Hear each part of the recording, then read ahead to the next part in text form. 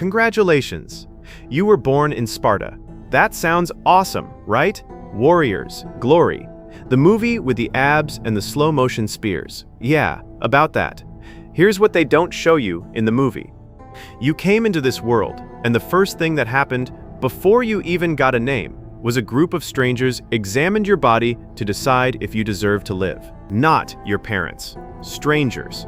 And if they didn't like what they saw, cold water. Or worse, a cliff.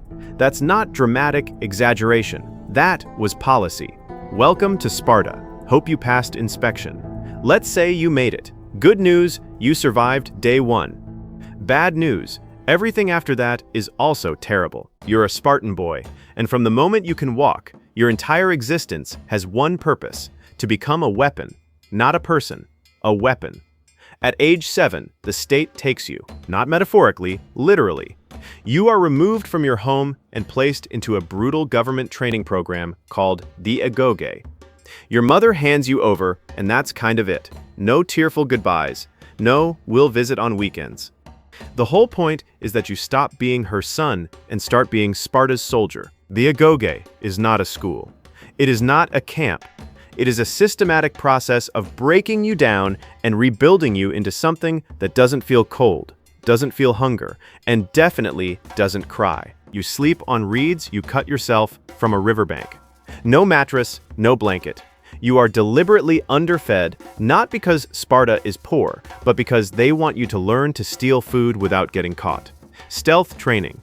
If you get caught stealing, you get beaten. Not for stealing, for getting caught. Read that again. You get beaten for being bad at stealing. This is the education system of the greatest military civilization in the ancient world. You'll do this for 13 years, so you've survived a few years of the Agoge. You're tougher now. You barely notice the cold.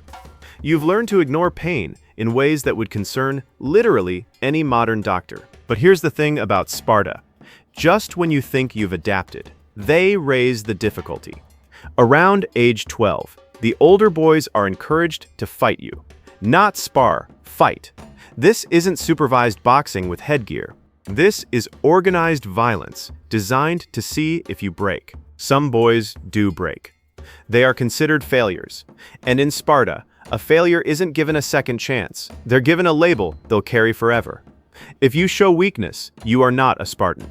You are a lesser class of citizen, a Perioka, or worse, essentially invisible to the society you were born into.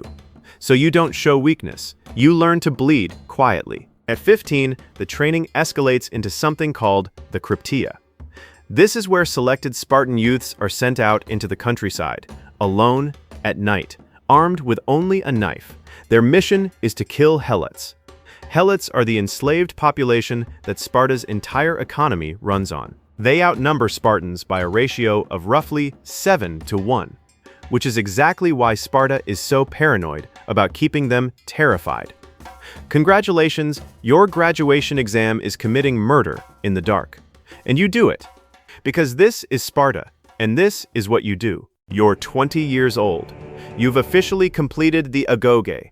By any reasonable standard, you are one of the most physically capable human beings alive. You can march for days without rest. You can fight in a phalanx formation without breaking rank, even when the man next to you dies. You feel things, you just don't show them, ever, under any circumstances. You are now a full Spartan warrior. And your reward for 13 years of surviving hell?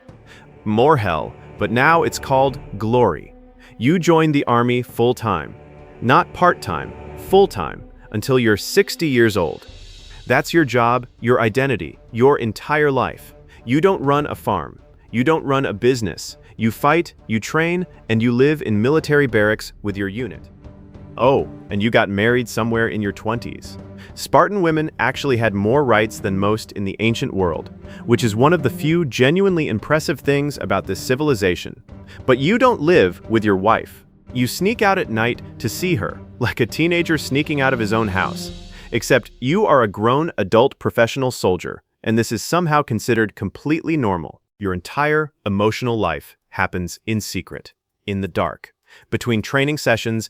But hey, at least you're the best warrior in the known world. That counts for something, right?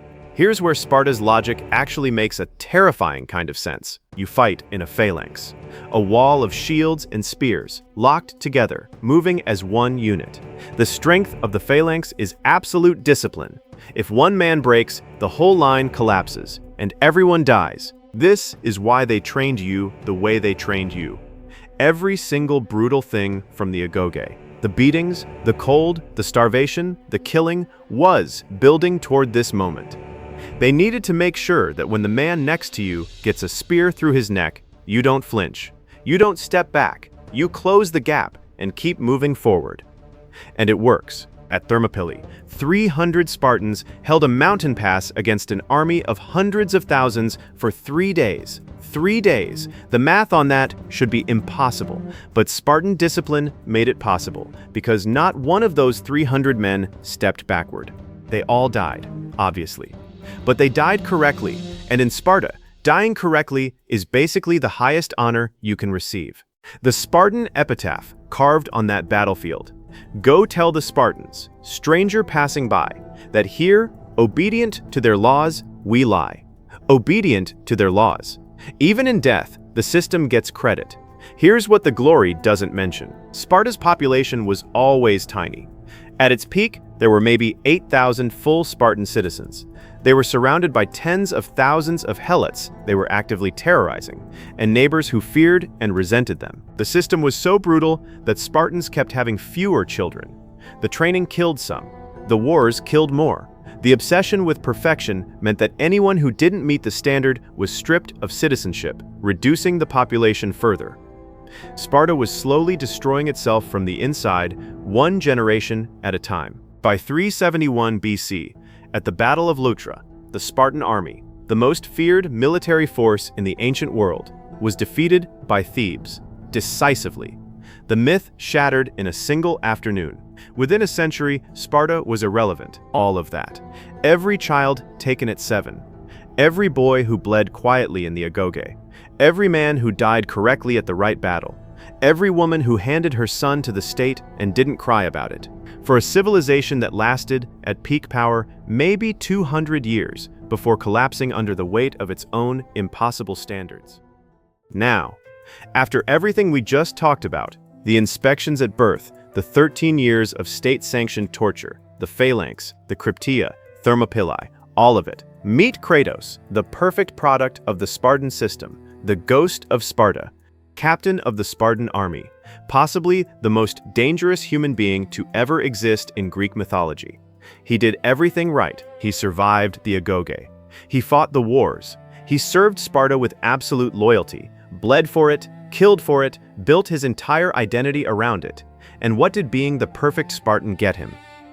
He made a deal with Ares, the god of war, to win an unwinnable battle.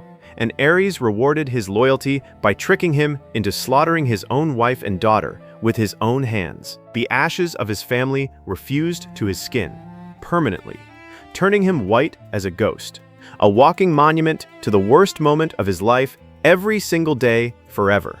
He then spent years as a slave to the gods, killed his way through every monster in Greek mythology, killed the god of war, became the god of war himself, killed almost every god in the Greek pantheon, watched everyone he ever got close to die. Then he moved to Norse mythology to get some peace and quiet, and immediately got dragged into another apocalypse.